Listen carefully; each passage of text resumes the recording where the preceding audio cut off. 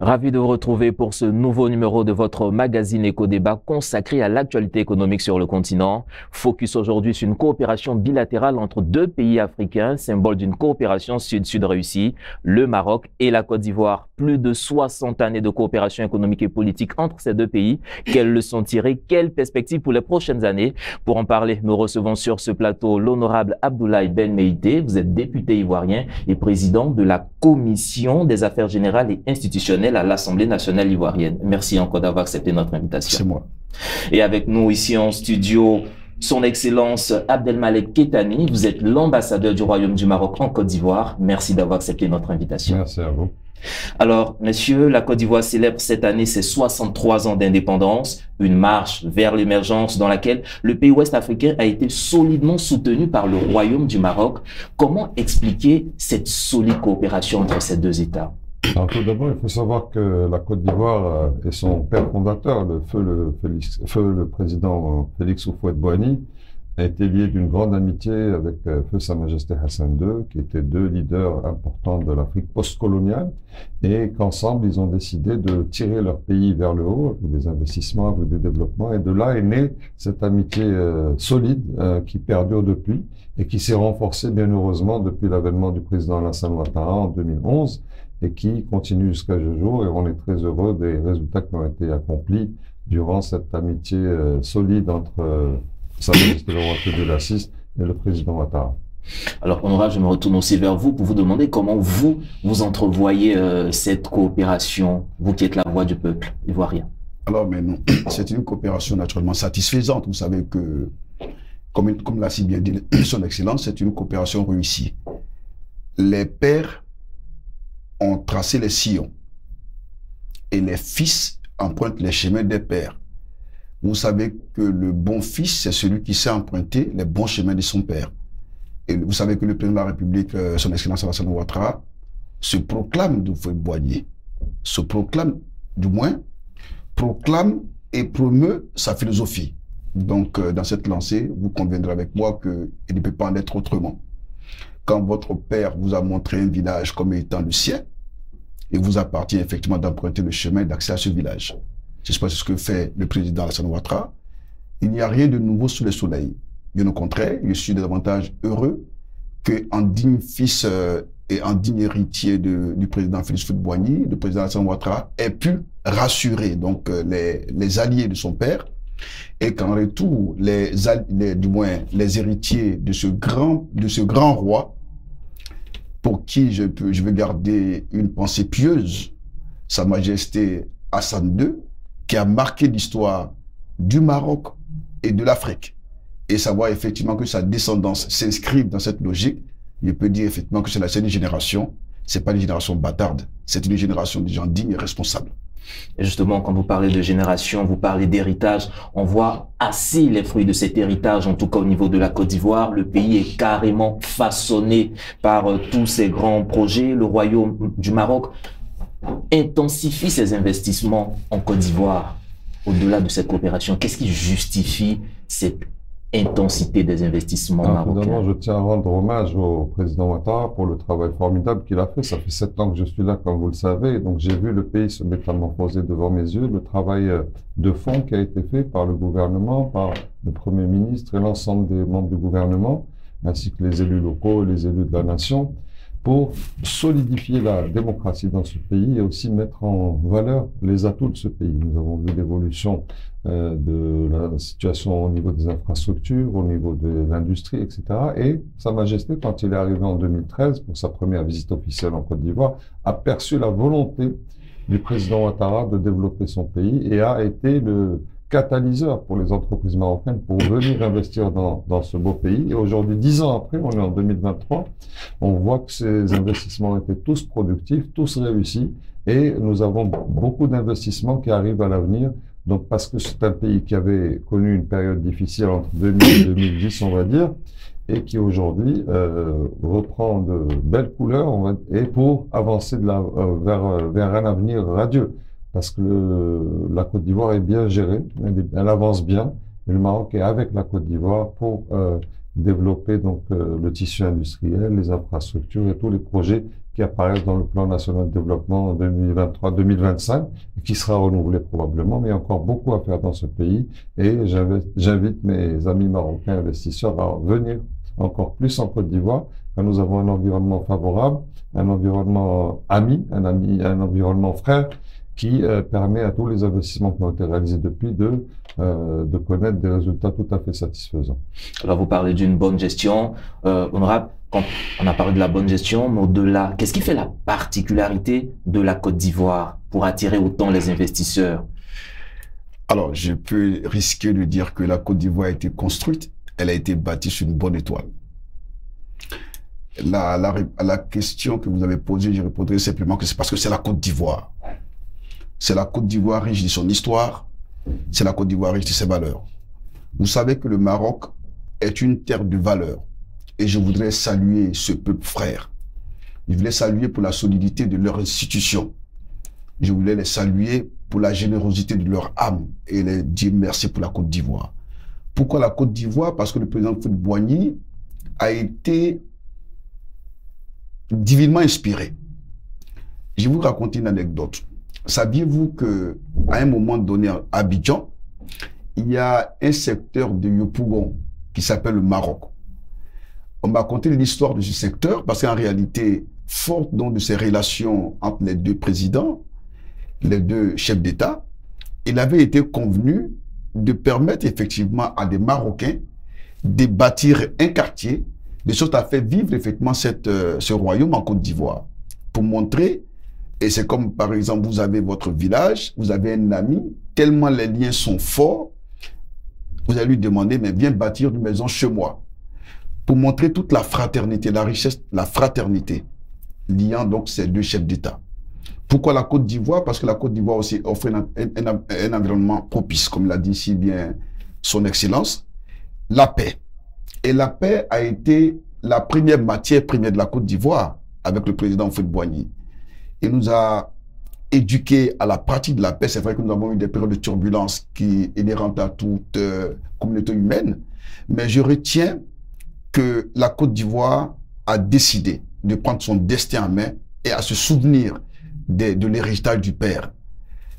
Construire l'amitié donc qui a été lancée par le père, s'inscrire dans sa démarche de cohésion, d'unité, afin de bâtir une Afrique plus prospère. Et je pense que le Maroc et la Côte d'Ivoire sont en train de donner un exemple de coopération sud-sud que personnellement j'encourage de tous mes voeux, parce que l'Afrique doit s'unir, l'Afrique doit se réaliser, mais l'Afrique ne peut pas s'unir, ne pas se réaliser et s'unir qu'avec des valeurs, et des valeurs de fraternité, parce que la fraternité est la richesse de l'Afrique. La fraternité, la bonne gestion, deux facteurs clés, on va dire, qui soutiennent cette coopération sud-sud. Aujourd'hui, on a vu qu'il y a eu 2 forums économiques déjà entre le Maroc et la Côte d'Ivoire. Quelles ont été les grandes retombées de ces 2 forums économiques et de ces accords? Alors, nous avons entre nos 2 pays plus de 120 accords économiques et divers sur beaucoup de sujets, beaucoup de dimensions, qui font que notre coopération est multifacette, multisectorielle. Ces forums d'affaires ont permis des investissements, effectivement, qu'on voit ici en Côte d'Ivoire. On a vu des investissements publics, donc on parle des débarcadères, on parle des produits, des débarcadères qui permettent aux produits de la mer d'être valorisés par les mareyeuses. Nous parlons du CHU de Yopougon, nous parlons, enfin la partie formation à la médecine d'urgence, le centre multisectoriel de Yopougon qui forme ça c'est des investissements publics, mais il y a eu beaucoup d'investissements privés dans les banques télécoms, BTP et j'en passe, plus le projet phare de la baie de Cocody qui a été une volonté commune de nos 2 chefs d'État qui restera à la postérité comme une icône, ainsi que la mosquée Mohammed VI qui a été construite à Treichville, comme vous le savez, qui est aujourd'hui terminée. On attend la prochaine visite de Sa Majesté, nous l'espérons rapidement, pour qu'il puisse venir inaugurer tout ça et voir un peu les réalisations qui ont été faites. Et vous voyez, donc c'est plus au niveau culturel, au niveau économique, au niveau social, au niveau industriel. Donc le Maroc est là, Mais bon, le Maroc contribue. La Côte d'Ivoire est un pays qui grandit assez vite. Nous avons vu dans le discours de son Excellence le Président il y a quelques jours prévoit encore 7-8% de taux de croissance. Donc c'est un pays qui avance très très vite. C'est un pays qui avance grâce à une vision partagée par les partenaires de la Côte d'Ivoire. Il n'y a pas que le Maroc, il y a beaucoup d'autres partenaires. Et nous sommes là pour apporter notre contribution à cette dynamique qui fait de ce pays un pays stable, un pays qui est aujourd'hui la locomotive de la CEDEAO avec d'autres pays bien évidemment. Mais la Côte d'Ivoire reste un pays stable, prospère et qui avance sous une direction absolument correcte. Parce que c'est la vision de Sa Majesté. Et le Maroc a aussi connu pendant ces 24 dernières années, nous avons célébré il y a quelques jours la 24e fête du trône et nous avons rendu hommage à Sa Majesté le roi, que Dieu l'assiste, pour tout ce qui a été fait au Maroc, qui a été transformé véritablement et littéralement pendant ces 24 dernières années, parce qu'il y a une vision, il y a un sérieux, il y a un travail, il y a une détermination à faire avancer le pays. Et je pense que c'est la vision partagée avec son Excellence le Président Alassane Ouattara qui fait aujourd'hui que la Côte d'Ivoire avance aussi bien. Alors, il y a cette vision, il y a cette stabilité, mais je vais peut-être trahir un petit secret. Excellence, dans une autre vie, vous avez quand même été un acteur majeur de la société civile. Vous avez été au niveau de la Confédération Générale des Entreprises Marocaines. Est-ce que ce background n'est pas un atout pour vous pour convaincre ces investisseurs marocains à venir en Côte d'Ivoire? Certainement. Je connais beaucoup de grands patrons marocains. J'ai la chance d'en avoir beaucoup comme amis. Et aujourd'hui, on parle souvent de la Côte d'Ivoire. Et la Côte d'Ivoire rayonne au Maroc également à travers ce genre d'émission que nous sommes en train de faire aujourd'hui. La perception de la Côte d'Ivoire a beaucoup évolué, sûrement grâce aux visites répétées de Sa Majesté depuis 2013. Donc, il y a des reportages qui sont faits régulièrement pour couvrir ces événements importants, mais aussi tout ce qui est fait par notre mission diplomatique pour permettre à la Côte d'Ivoire d'être vue, connue, respectée et être envisagée comme destination d'investissement par mes amis entrepreneurs. Donc peut-être que j'ai ce background qui m'a permis effectivement d'avoir de la facilité à accéder à ces personnes-là et j'en suis ravi. Et quand on voit toutes ces opportunités qu'offre le Royaume du Maroc au niveau des investissements et autres, au niveau de la Côte d'Ivoire, comment est-ce que, on va dire le Parlement, est-ce qu'il y a des lois, des facilités qui sont faites aux entreprises ivoiriennes pour pouvoir intégrer le marché marocain au niveau de la Côte d'Ivoire? Comment les entrepreneurs bénéficient de cette coopération, les entrepreneurs ivoiriens? Alors, moi, je pense que aujourd'hui, quand on essaie de faire un parallèle entre ces deux pays, je pense que c'est la Côte d'Ivoire qui a davantage besoin du Maroc. Nous venons d'une grave crise, tout était à construire, tout était à réaliser. Et je pense que cette main secoureuse du Maroc, bien à point nommé. Mais qu'est-ce que les entrepreneurs ivoiriens, quelles sont les retombées pour les entrepreneurs ivoiriens? Je pense que les réponses se trouvent dans l'intervention tout à l'heure de Sa Majesté, de son Excellence. Lorsqu'il intervient, il dit que il a parlé des banques.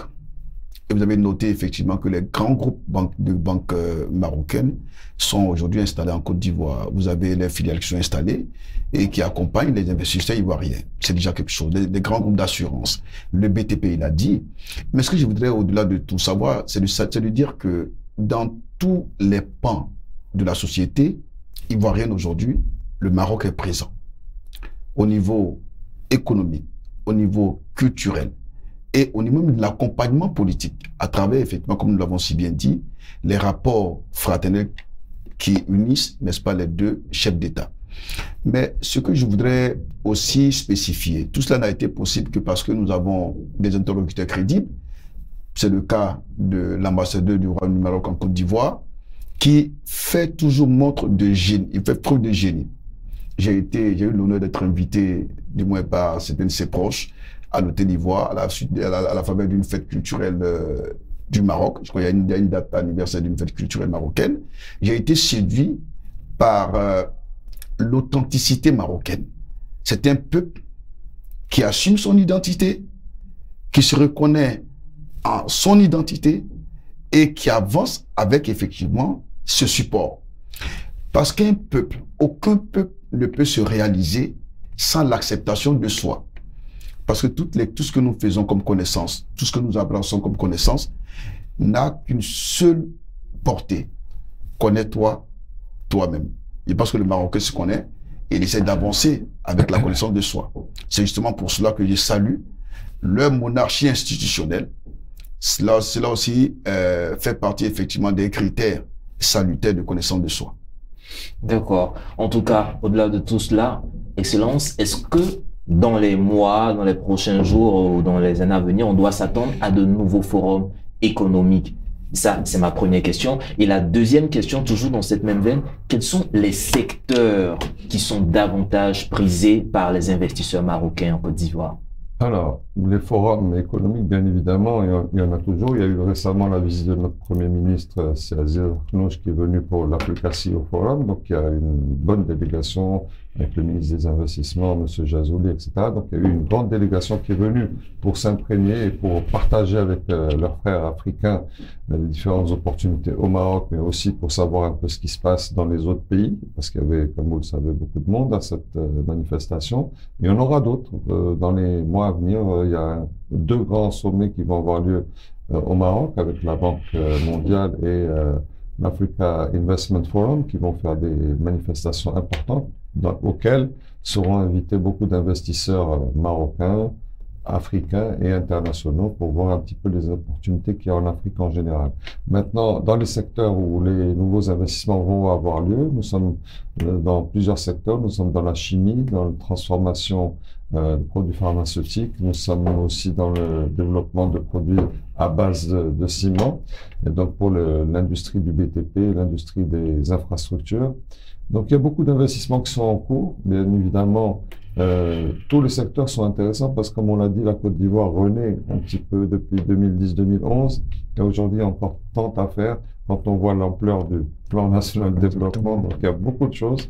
Et c'est une terre où il y a un avenir formidable en maintenant, bien sûr, la paix, la stabilité, la cohésion sociale qui est sont les piliers, comme l'a dit le président, du développement et de l'évolution de tout pays. Aujourd'hui, le Maroc, on peut le dire, est quand même le principal partenaire économique de la Côte d'Ivoire.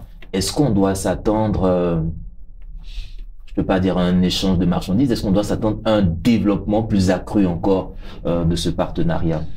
Je dirais pas parce que la Côte d'Ivoire est un pays dont les partenariats sont multiples et variés. Nous sommes un partenaire qui compte, hein, on va pas dire privilégié parce que ça veut dire au détriment d'autres, non. Nous sommes un partenaire qui compte, un partenaire qui est déterminé à porter sa pierre à l'édifice de l'émergence de la Côte d'Ivoire.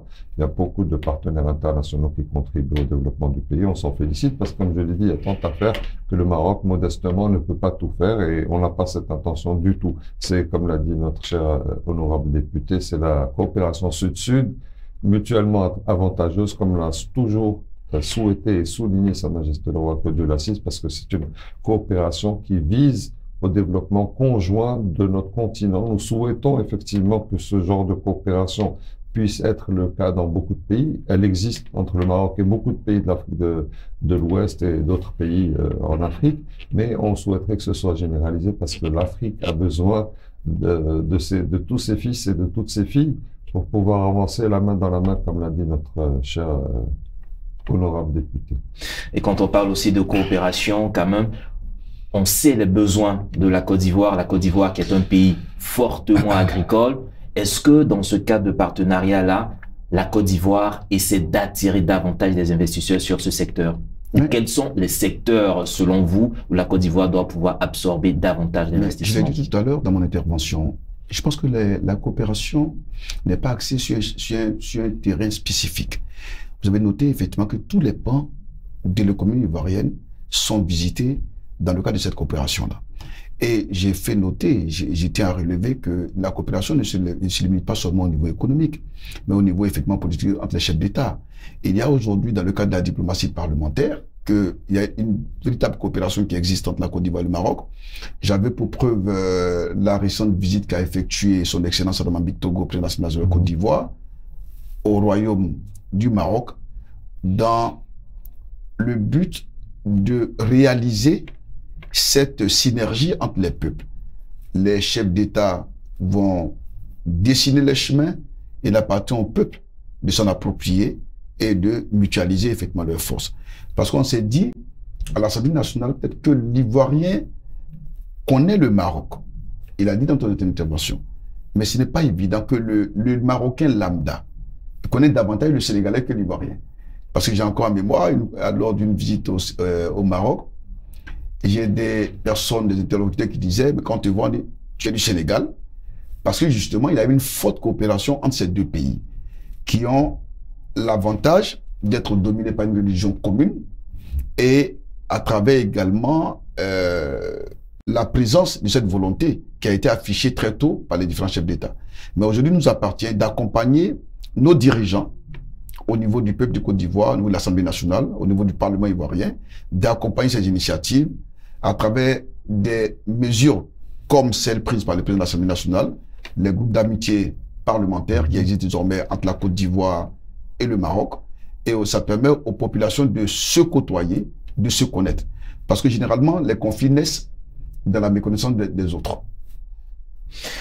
Au-delà des conflits, en parlant de diplomatie tout à l'heure, est-ce que quand on sort de ces deux pays sur la scène internationale, cette coopération est traduite encore là-bas? Est-ce que la Côte d'Ivoire et le Maroc parlent d'une même voix sur la scène internationale? Absolument, absolument. Je saisis cette occasion d'ailleurs pour souligner la forte coopération entre le Maroc et la Côte d'Ivoire dans les instances internationales, comme l'ONU, en particulier pour la question première du Maroc, à savoir l'intégrité territoriale du royaume.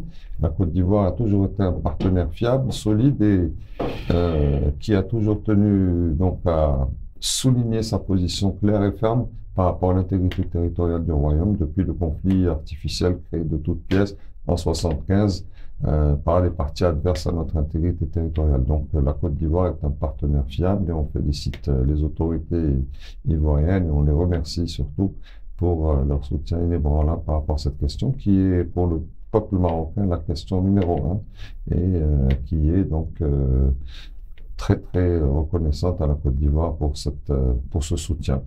Donc, cette question, sur les autres questions également, les candidatures conjointes dans les instances internationales. Donc, nous sommes ensemble, comme on dit ici.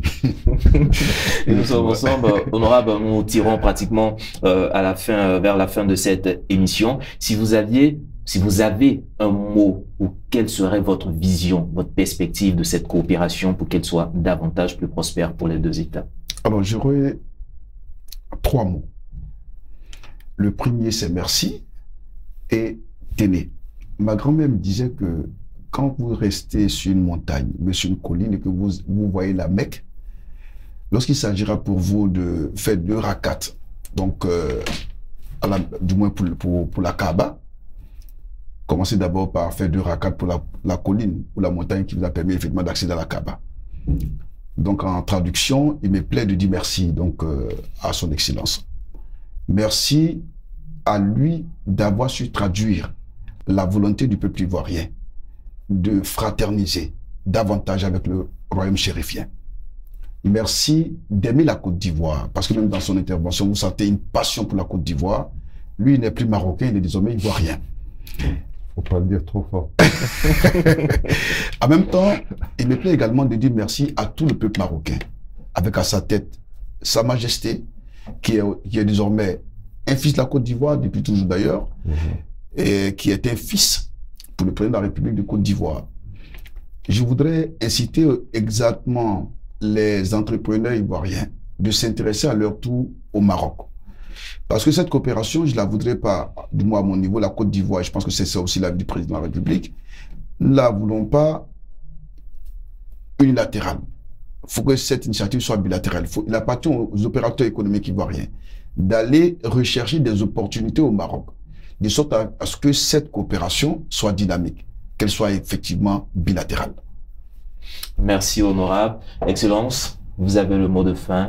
Comment est-ce que vous voyez cette coopération dans les années, les décennies à venir? Alors, tout d'abord, j'aimerais donc rendre hommage à nos 2 chefs d'État, frères, qui sont vraiment des frères et ils sont unis par beaucoup de valeurs, beaucoup de visions communes pour leurs pays respectifs et leur peuple, bien évidemment. La perspective est positive, la perspective est formidable parce que, comme je l'ai dit, la Côte d'Ivoire est un pays qui se développe très rapidement, 7%, 8%, c'est jamais vu dans le monde. Hein. Aujourd'hui, dans le monde entier, on entend les crises, etc. Mais un pays qui croît à 7%, c'est un pays qui doit retenir l'attention des investisseurs, l'attention des gens qui voient de ce pays aussi un exemple de l'Afrique de l'Ouest, un sorte de havre de paix et de développement, comme l'est le Maroc en Afrique du Nord. Le Maroc, comme vous l'avez vu, s'est développé de façon spectaculaire pendant ces 24 dernières années. Quand on regarde l'environnement en Afrique du Nord, c'est vraiment une oasis de paix et de développement. Et nous souhaitons vraiment que la Côte d'Ivoire soit aussi cette oasis. Nous espérons que cette oasis soit le plus large possible en Afrique de l'Ouest. Nous avons des pays qui se développent très bien. La Côte d'Ivoire, comme on voit le développement, c'est un pays qui augure de lendemains très, très intéressants. Et à nos investisseurs marocains et ivoiriens de voir ce qu'ils peuvent faire ensemble. Le Maroc est ouvert. Nous avons des instances étatiques qui sont là pour assister, aider les investisseurs, et l'ambassade est ouverte également pour tout conseil, toute recommandation que les investisseurs souhaiteraient avoir par rapport au Maroc, et nous sommes là pour ça parce que, comme vous le savez, sur le plan politique, les choses se passent très très bien, et maintenant nous allons développer de part et d'autre donc le développement économique de nos pays respectifs, plus d'autres questions comme coopération au niveau médical, au niveau culturel. Nous avons un bel événement qui arrive en septembre au niveau culturel, donc qui sera très intéressant. Au niveau médical, nous avons une caravane médicale qui va venir également pour contribuer à faire de cet événement culturel, médical aussi une belle opportunité. Donc il y a beaucoup à faire. Nous travaillons tous les jours pour cela, et comme l'a dit notre cher ami, avec passion et détermination pour être à la hauteur de la vision de Sa Majesté le Roi et du président Alassane Ouattara. Merci encore, Excellence. Bonne gestion, fraternité, stabilité socio-économique, opportunité économique. Messieurs, merci encore pour vos contributions. 60 ans, plus de 60 années de coopération entre ces deux États. C'était en tout cas le thème de notre entretien, de notre échange de ce jour. Mesdames et messieurs, c'est ici que se referme cette émission. Agréable suite au programme sur nos antennes et à très bientôt.